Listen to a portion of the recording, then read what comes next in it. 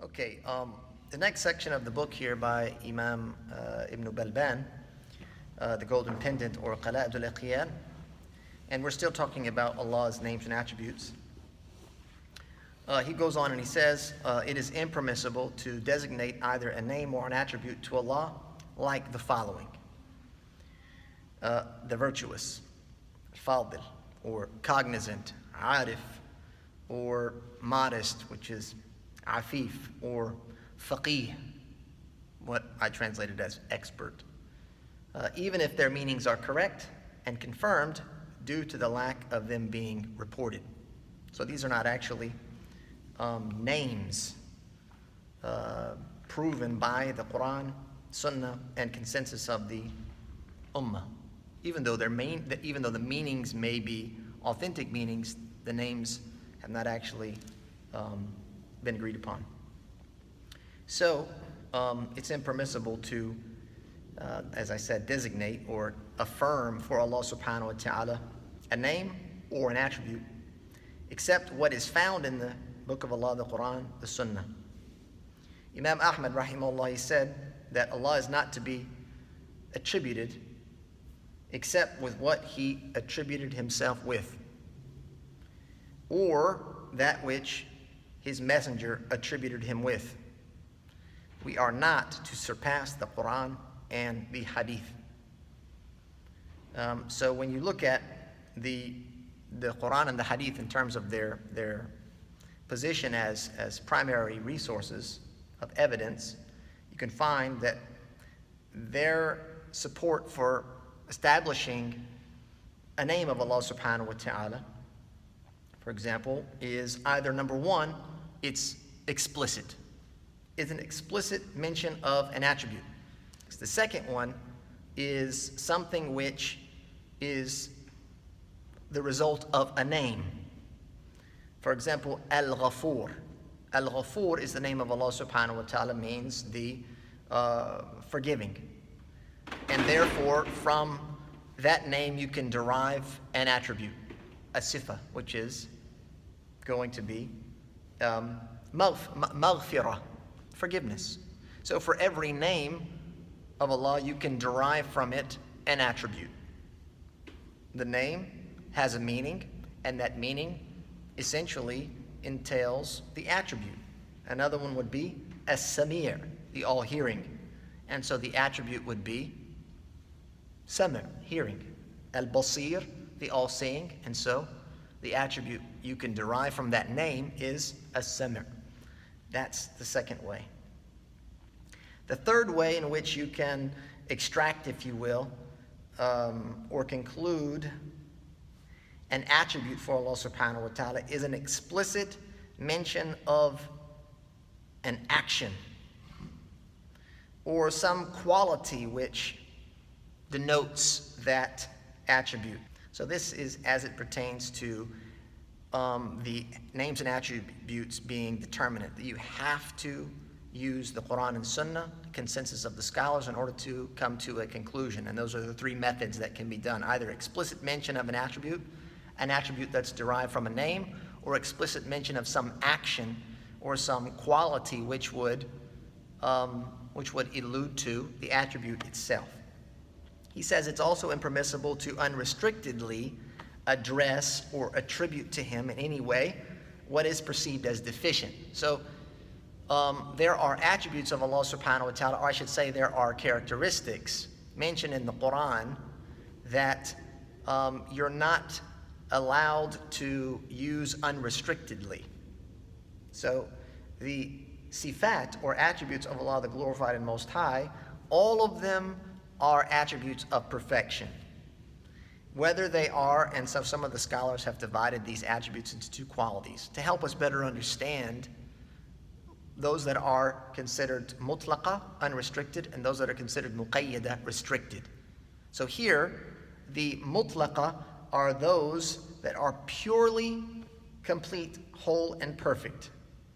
Every situation and every instance, and therefore they're not restricted to something. So for example, like al-khalq, the creation, that Allah is described with an attribute of creation, or al-rizq, provision, Allah is described with the attribute of provision, or al-kalam, for example, various other attributes. These are considered sifat kamal mutlaqan. Right? They're characteristics of perfection, unrestrictedly so. And so you are able to attribute them to Allah regardless. And most of these attributes are derived from Allah's beautiful names. This category of Allah's attributes, most of them are derived from Allah's beautiful names. The second category, if you will, are those attributes that they are complete and whole, perfect from one angle, but not from another. And so they're considered muqayyad, they're restricted. An example of that would be al-makr, which is plotting. So it's not permissible to use this as an attribute for Allah subhanahu wa ta'ala. You can't say Allah is al-makr unrestrictedly, just like that. Because makr, or plotting, there's context and there's connotation. So from one angle, it's considered negative. It's considered a quality of deficiency, that someone would plot and scheme. But in the face of plotting, meaning to head off a plot with another plot, is considered, or a scheme, if you will, is considered perfection. Almost in defense, if you will, from someone else's plot. So Allah, like the criminals, they plot, and Allah plots, and Allah's plot is the best of plotting. Understand? Because it requires this restriction, you cannot simply describe Allah or attribute to Him this without giving it the context that is needed. So that is as it pertains to unrestrictedly addressing. So if you call out to Allah subhanahu, for example, you're making dua, you're not going to go, Ya makir, O plotter, the one who plots. Right? Because now you're calling upon Him with what could possibly be perceived as something deficient. He says, it is neither permissible, and that comes into the next point. He says, it is neither permissible to name others with the name, that is here at this point, he says, with whatever is, says it is also impermissible to unrestrictedly address Him or attribute to Him in any way what is perceived as deficient. So here's the perception of deficiency when it is not given context, be it a name or an attribute, even if it has been reported. So here you can see that some of these are mentioned in the Quran, some of them are mentioned perhaps in the Sunnah, but they are considered restricted based on context of the ayah or the hadith. And they require that in order to describe Allah in His perfect condition and state of being. And therefore, regarding His lofty reality, the following are not permissible. And he mentions a couple of names explicitly. He says, Al-Mahid. Al-Mahid is the one that rolls out like a bed, rolls something out. Az-Zari' is like the one who yields harvest. And Al-Faliq is the one that opens like the one that opens the seeds. Faliq al-Habbi wal-Nawa is what's mentioned in the Quran. But these are qualities that are considered from one angle deficient, and so therefore you cannot describe Allah subhanahu wa ta'ala in such a way. He says it's neither permissible to name others with the names that are specifically His, the Most High, like Allah. You can't name someone Allah. These are Allah's names that are particular to Him. You can't name them Ar-Rahman or Al-Ghaffar, Al-Malik, Al-Samad, Al-Muta'ali, Al-Subbuh, Al-Quddus, Al-Ilah, or Al-Ma'bud. Nor is it for Him to be called upon by other than His beautiful names. So here, when it comes to the names of Allah and using them as a naming system for other people, then there are some names, and this is what you find in the madhab.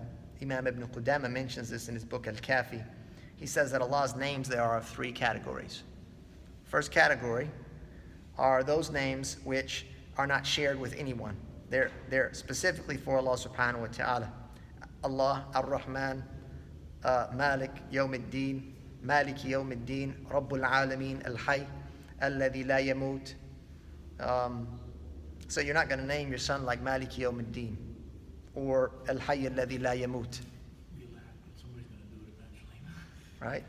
Master of the Day of Judgment, you're not going to name someone that. You're not going to say, Hayya alladhi la yamut, the living that never dies. What about like America, like America, kind of just drop the AL, those names you can't use? Some of them you'll see, they come up. And the reason that they mention this, and you'll find these in the books of fiqh, Ibn Qudama al-Kafi is a book of law. He says because when you take an oath by these names, the oath sticks regardless of the situation. Say, Wallahi, I'm going to, or Wal Rahman, these names, regardless of what is intended there, if you take that oath, it sticks. The second category is the names that can be used as a name for someone else. But when it's said, just when it's mentioned, it's kind of understood that you're referring to Allah. Okay, so it's a name that is Allah, one of Allah's names. It's permissible to use that name for someone else, but when it's said without context, then it's understood that you're referring to Allah. And then, of course, the last one is names that are not automatically understood to be referring to Allah subhanahu wa ta'ala.